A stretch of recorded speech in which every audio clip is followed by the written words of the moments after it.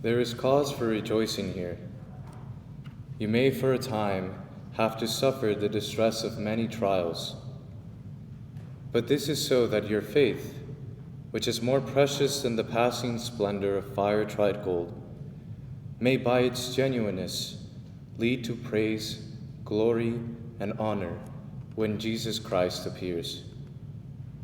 Although you have never seen him, you love him, and without seeing you, now believe in him, and rejoice with inexpressible joy, touched with glory, because you are achieving faith's goal, your salvation. The Lord has given us food, bread of the finest wheat. The Lord has given us food, bread of the finest wheat.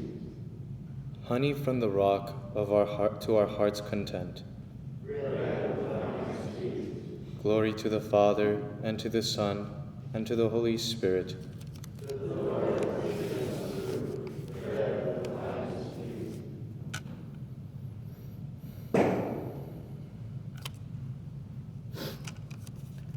Right now, as we sit here in this church, Jesus is here truly present before us in the Blessed Sacrament. He looks at us as we look at him. And in this quiet moment, he invites us to be vulnerable with him.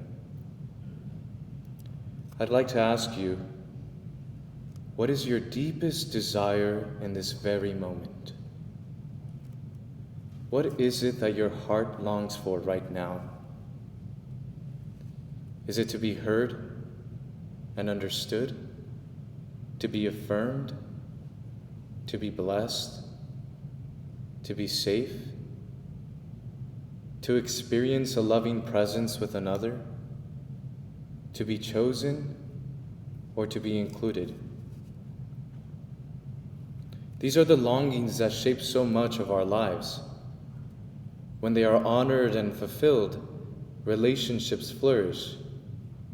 But when they are ignored or distorted, relationships suffer. I ask that because I've been reading a book called 7 Desires. And it really puts to words what I think we all experience. It reminded me that these desires are not weaknesses. They're a part of how God made us, and they point us back to him. In today's reading, Peter reminds us that for a little while, we may have to suffer the distress of many trials.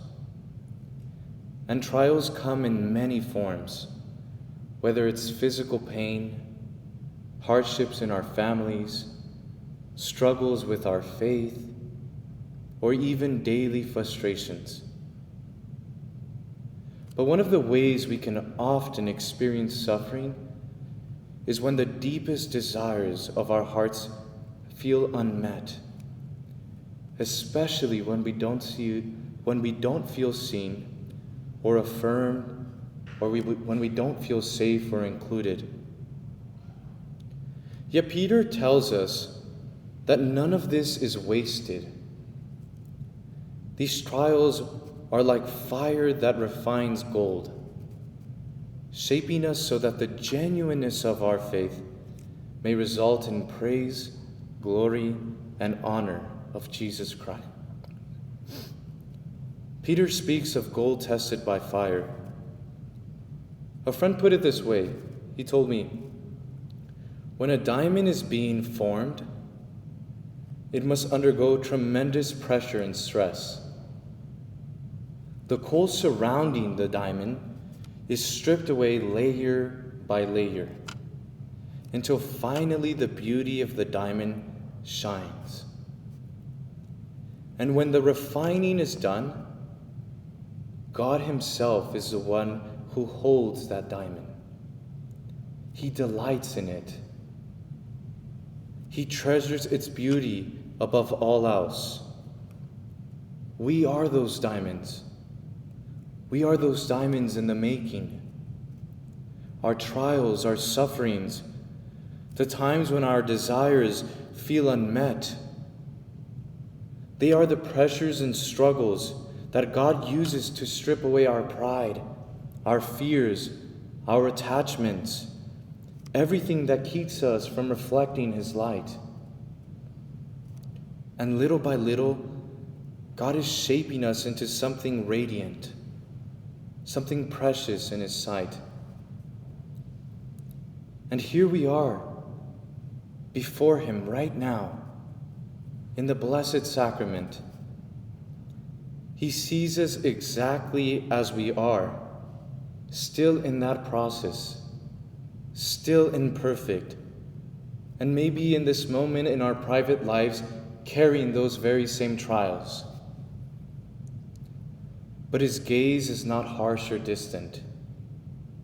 It is a gaze of one who delights in us, who treasures us, who already sees the beauty that is being revealed in us. That is why Peter can speak of rejoicing even in trials, because our faith, tested and purified, will shine with the glory that points back to Christ Himself. The suffering we endure, it'll never be meaningless.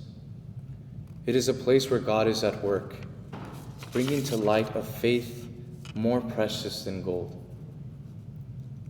So as we sit here before Jesus tonight, let us dare to bring our desires and our trials.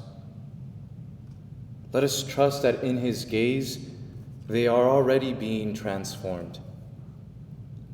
And let us believe that that day will come when, as Peter says, our tested faith will result in praise, glory, and honor of Jesus Christ.